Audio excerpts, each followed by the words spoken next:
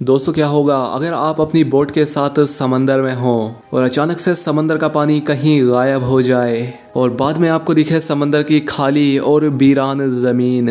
ये चीज आपको कितना ज्यादा डरा सकती है। और आखिर जो समंदर का पानी गायब हुआ है वो कहाँ चला गया, और क्या एक बार फिर से इस समंदर में वो पानी वापस आएगा या नहीं? चलिए इन सभी सवालों के जवाब जानते हैं इस कहानी से।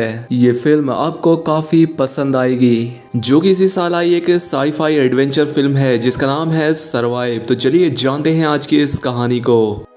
इस कहानी की शुरुआत होती है और हमें एक फैमिली को दिखाया जाता है जिसमें वो अपने बेटे बैन का बर्थडे सेलिब्रेट करने के लिए समंदर के बीच में आए होते हैं। ये कैरेबियन सी था, यहाँ पर सब कुछ एकदम नॉर्मल चल रहा था। बैन की मोम समंदर में स्विमिंग करने के लिए जंप कर देती है, जबकि बैन और उसके फादर फिशिंग करने में बिजी थे।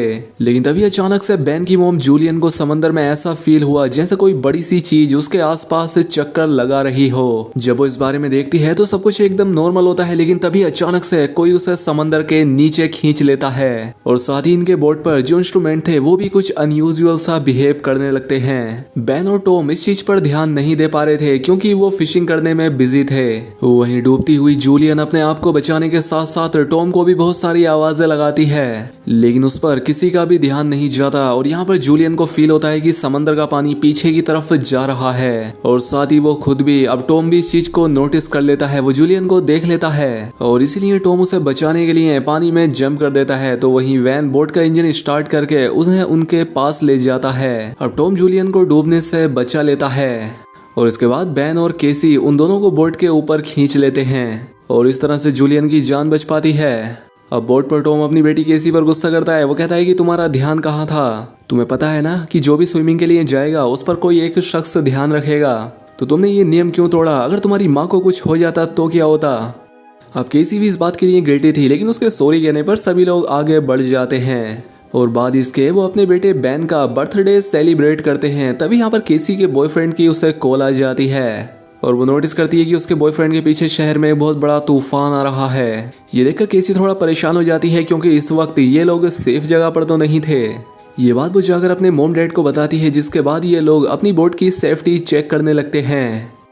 जो चेक करते हुए ये लोग नोटिस करते हैं कि बहुत सारी वेल्स और शार्क इनकी बोट के आसपास मंडरा रही हैं। और टॉम जानता था कि वेल या शार्क ऐसा किसी बड़े भयानक तूफान के आने से पहले ही करती हैं। अब इन्हें आने वाले भयानक तूफान का अंदाजा तो हो ही चुका था, लेकिन इससे पहले इन्हें इन शार्क से निपटना था। लेकिन तभी इसी दौरान इनकी बोट को एक जोरदार झटका लगता है, जिसे चेक करने के लिए टॉम नीचे पानी में जाता है। वो देखता है कि बोट के नीचे एक बहुत बड़ा डेंट आ चुका है, जो कि जरूर किसी बड़ी शार्क ने दिया था। ये चेक करने के बाद जब टॉम वापस आता है तो वो बुरी तरह से जख्मी होता है और ये देखकर जूलियन उसके जख्मों पर स्टिचेस लगाती है। यहाँ पर टॉम अपनी फैमिली को बताता है कि शार्क के दिए उस डेंट की वजह से हम बोट को आगे नहीं ले जा पाएंगे और अब इनके पास सिर्फ यही ऑप्शन रह गया था कि ये किसी को मदद के लिए बुलाएं, लेकिन सिग्नल भी नहीं थे। इनकी बोट का कम्युनिकेशन कोई भी सिग्नल पिक नहीं कर रहा था। अब इस मुश्किल वक्त में टॉम अपने खाने पीने का सामान चेक करता है। उनके पास सिर्फ 4 दिन तक पीने का पानी था और कुछ भी नहीं।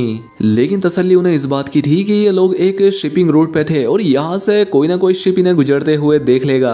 अब इनकी इन्हीं बातों के दौरान इन्हें बाहर से एक जोरदार आवाज सुनाई देती है। जब इन्होंने बाहर जाकर देखा तो एक बड़ा सा मेट्रोइड इन्हीं की तरफ आ रहा था। वो इनकी शिप से टकरा सकता था और उससे बचने के लिए टॉम जल्दी से अपनी बोट का इंजन स्टार्ट करता है, लेकिन वो जानता था कि अगर उसने ऐसा किया तो उसकी बोट बर्बाद हो जाएगी और ऐसा ही होता है। इनकी बोट का इंजन बर्बाद हो गया और दूसरा मेट्रोइड भी इनकी तरफ बढ़ने लगा। अब अपने आप को बचाने के लिए ये लोग कुछ और कर नहीं सकते थे, इसलिए ये बोट के निचले हिस्से में जाकर लाइफ जैकेट पहन लेते हैं। बाद इसके इन लोगों को एक जोरदार आवाज सुनाई दी और ये सभी बेहोश हो जाते हैं। जब इन्हें होश आया तो ये लोग पाते हैं कि ये लोग जिंदा थे। हालांकि इन्हें चोटें जरूर आई थी, लेकिन हैरानी की बात ये थी कि अब इनकी बोट के अंदर एक बहुत बड़ा छेद हो चुका था, लेकिन उससे पानी अंदर नहीं आ रहा था। अब जब ये पूरा परिवार अपनी बोट से बाहर आकर देखता है तो ये नजारा देखकर हैरान रह जाते हैं। इनकी बोट के आसपास जमीन पर मछलियां पड़ी थीं और इनकी बोट एक पथरीले पहाड़ जैसे इलाके में थी, जैसे ये लोग किसी दूसरे ग्रह पर आ गए हों।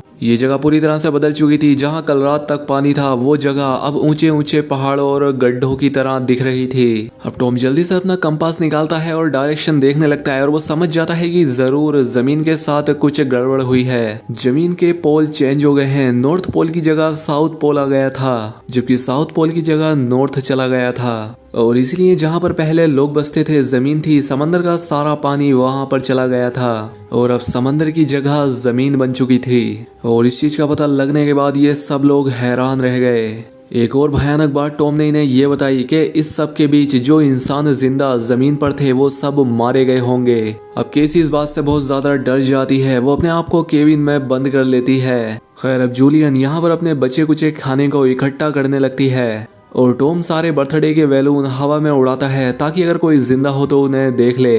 इसके बाद टॉम रेडियो के जरिए किसी से कांटेक्ट करने की कोशिश करता है। उम्मीद तो उसे ये थी कि सामने से कोई रेस्पॉन्स नहीं आएगा, लेकिन हैरानी की बात थी कि उसे रेस्पॉन्स मिलता है। ये रेस्पॉन्स उसे एक कैप्टन ने दिया था और वो भी समंदर के शिफ्ट होने की कहानी जानता था, क्योंकि वो भी टॉम की फैमिली की तरह अपनी सबमरीन में था।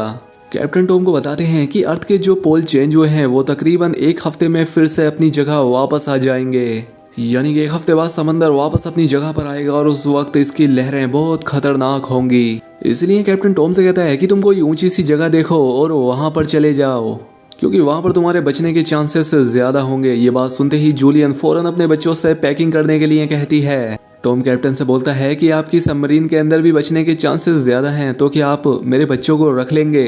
कैप्टन कहता है कि जरूर भाई, मैं ऐसा करना तो चाहता हूँ लेकिन मैं कर नहीं सकता, क्योंकि मेरी सबमरीन के अंदर मेरा एक साथी मारा गया है और यहाँ पर सिर्फ 2 लोगों की ही जगह है। मैं एक आदमी को तो रख सकता हूँ लेकिन फिर भी एक बाहर ही रहेगा।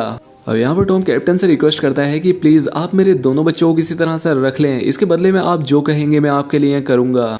और अब इसलिए कैप्टन उसकी बात मान लेता है। इसके बाद टॉम उस सबमरीन की लोकेशन का अंदाजा लगाता है और वो अपनी वाइफ को बताता है कि हम सिर्फ 2 दिन में वहां तक पहुंच जाएंगे, यानी कि समंदर का पानी वापस आने से पहले हम अपने बच्चों को सही सलामत वहां तक पहुंचा सकते हैं और इस तरह से हमारे दोनों बच्चों की जान बच सकती है। अब अगली सुबह ये पूरी फैमिली अपने सफर के लिए तैयार थी।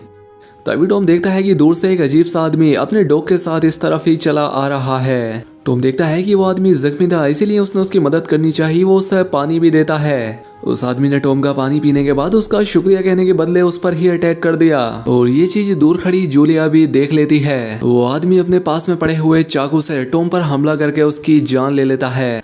अब अपने हस्बैंड को तो वो नहीं बचा पाई, लेकिन जल्दी से वो बोट के अंदर जाती है और केबिन में अपने दोनों बच्चों को लॉक कर देती है। इसके बाद वो केसी को एक फ्लेयर गन देती है और कहती है कि इसका यूज तभी करना जब बहुत ज्यादा जरूरत हो। अब ये बात कर ही रहे थे कि वो आदमी इनकी बोट तक भी पहुंच जाता है और उससे बचने के लिए जूलियन वॉशरूम के अंदर चली जाती है और यहाँ आकर वो अपने जख्मों को सीना शुरू कर देती है। अब यहाँ पर वो किलर इनकी बोट पर छानबीन करना शुरू कर देता है और जैसे ही उसे यहाँ खाना मिलता है वो खाना शुरू कर देता है, जिससे लग रहा था वो पिछले कई दिन से भूखा है। खाना खाने के बाद जब वो जूलियन को देखने गया तो पाता है कि जहाँ से आवाज आ रही थी वो केबिन खाली था। दरअसल जूलियन बोट में हुए छेद से निकलकर यहाँ से भाग चुकी थी, लेकिन उस आदमी का जो डॉग होता है वो जूलियन को देख लेता है और अब मजबूरी में जूलियन को उस डॉग को चुप कराने के लिए उसे मारना पड़ता है और वो खुद बोट के नीचे छिप जाती है। हालांकि वैसे तो वो उस किलर को नहीं मिल पाती, लेकिन जब वो अपने डॉग को मरा देखता है तो वो समझ जाता है कि जूलियन बोट से बाहर है। अब जैसे ही वो उसे पकड़ने के लिए बोट से नीचे उतरा तो जूलियन वापस बोट के ऊपर जाकर एक टूटे हुए शीशे को अपना रास्ता बनाते हुए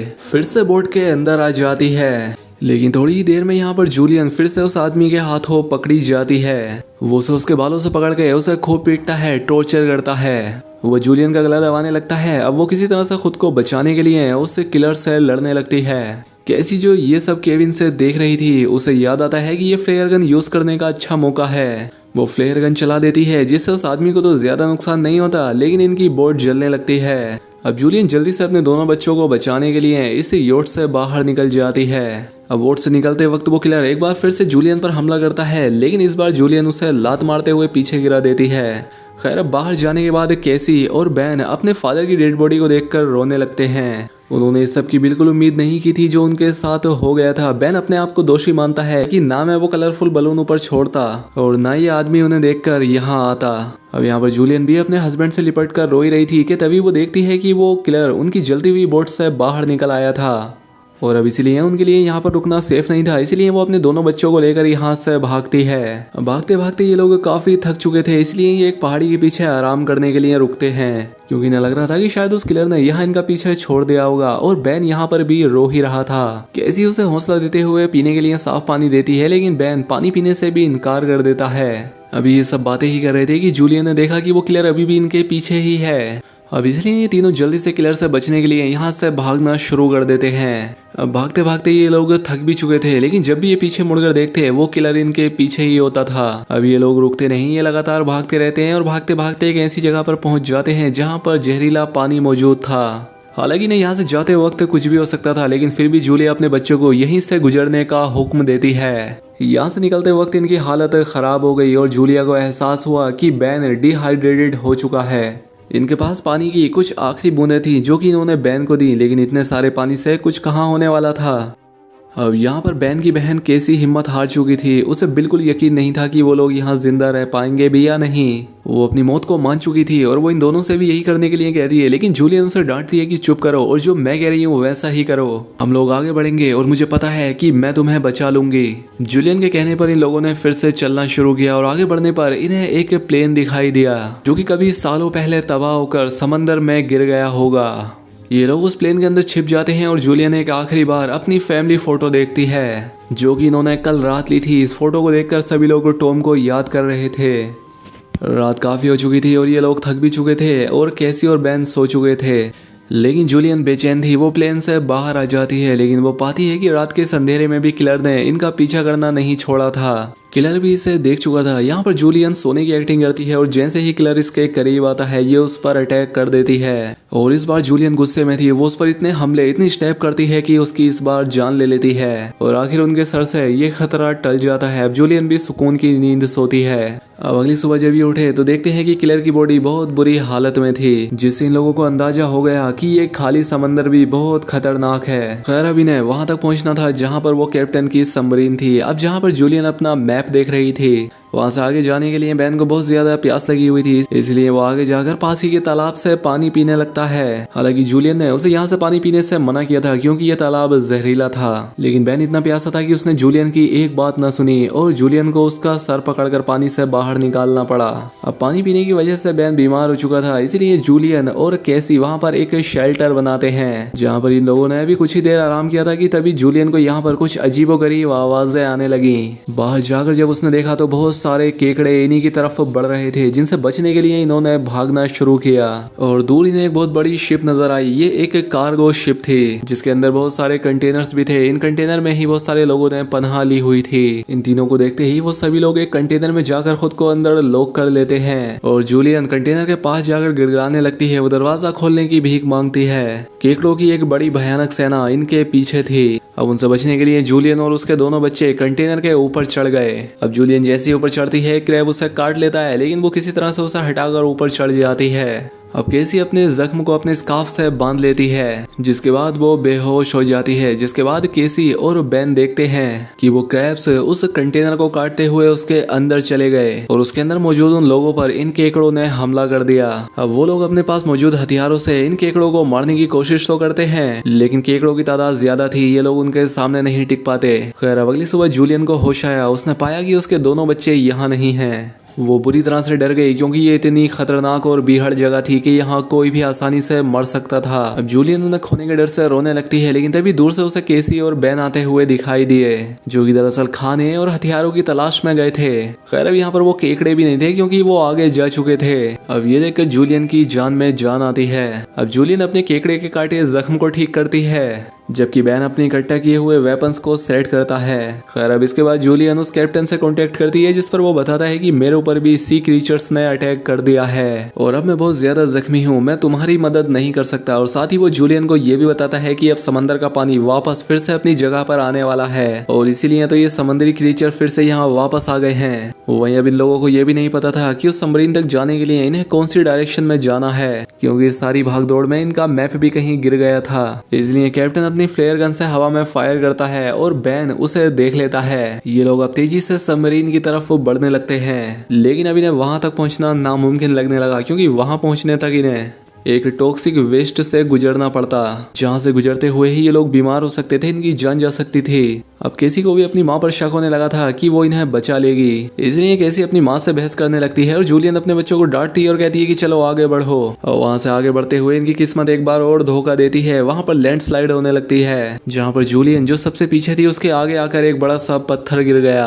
वो वहीं पर फंस जाती है। अब केसी अपनी माँ के बिना आगे नहीं बढ़ना चाहती थी, लेकिन वो उसे कसम देती है कि तुम हर हाल में अपने भाई को बचाओगी और अब इसीलिए केसी अपने भाई को लेकर आगे बढ़ने लगती है। जब ये लोग सबमरीन तक पहुंचते हैं तो इन्हें वहां पर कोई भी नहीं मिलता। ये जोर जोर से सबमरीन का दरवाजा खटखटाने लगते हैं, लेकिन तभी पीछे से कैप्टन आता है जो कि बुरी तरह से जख्मी था। कैप्टन इन्हें बताता है कि देखो, अब मेरे बचने के चांसेस ज्यादा नहीं है और सबमरीन में 3 लोग बैठ सकते हैं। ये बात सुनकर कैसी जल्दी से वापस पीछे मुड़ी।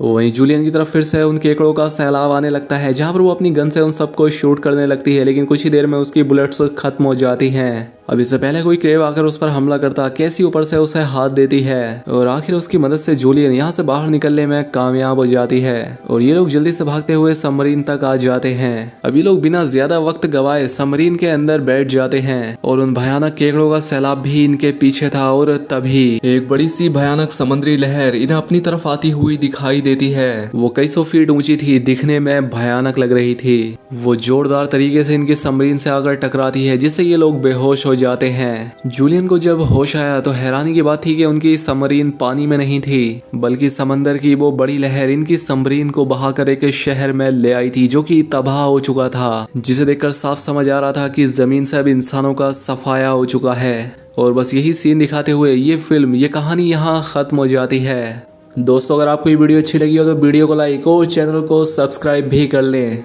मिलते हैं ऐसी ही अगली शानदार वीडियो में।